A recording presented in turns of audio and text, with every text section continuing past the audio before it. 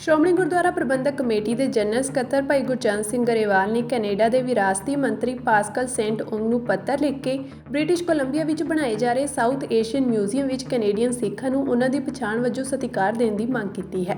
ਭਾਈ ਗਰੇਵਾਲ ਵੱਲੋਂ ਲਿਖੇ ਪੱਤਰ ਵਿੱਚ ਕਿਹਾ ਗਿਆ ਹੈ ਕਿ ਸਿੱਖਾਂ ਦਾ ਵੱਖਰਾ ਇਤਿਹਾਸ, ਰਵਾਇਤਾਂ ਅਤੇ ਪਿਛੋਕੜ ਹੈ। ਕੈਨੇਡਾ ਵਿੱਚ ਆਪਣੀ ਥਾਂ ਬਣਾਉਣ ਲਈ ਪੰਜਾਬੀਆਂ ਅਤੇ ਖਾਸ ਕਰਕੇ ਸਿੱਖਾਂ ਨੇ ਲੰਮੀ ਅਤੇ ਸਖਤ ਮਿਹਨਤ ਕੀਤੀ ਹੈ।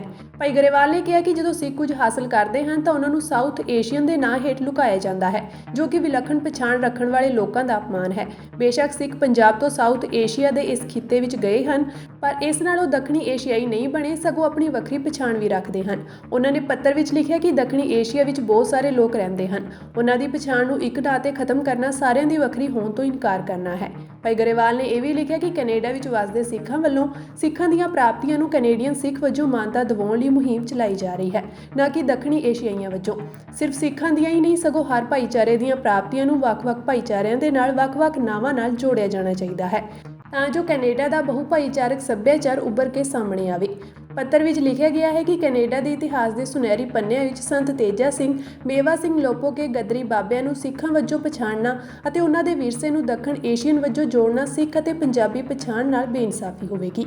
ਇਸ ਪੱਤਰ ਰਾਹੀਂ ਮੰਗ ਕੀਤੀ ਗਈ ਹੈ ਕਿ ਕੈਨੇਡੀਅਨ ਸਿੱਖਾਂ ਦੀਆਂ ਭਾਵਨਾਵਾਂ ਅਨੁਸਾਰ ਬ੍ਰਿਟਿਸ਼ ਕੋਲੰਬੀਆ ਵਿੱਚ ਬਣਾਏ ਜਾ ਰਹੇ ਸਾਊਥ ਏਸ਼ੀਅਨ ਮਿਊਜ਼ੀਅਮ ਵਿੱਚ ਕੈਨੇਡੀਅਨ ਸਿੱਖਾਂ ਦੀ ਵਿਲੱਖਣ ਪਛਾਣ ਵੱਲ ਵਿਸ਼ੇਸ਼ ਧਿਆਨ ਦਿੱਤਾ ਜਾਵੇ।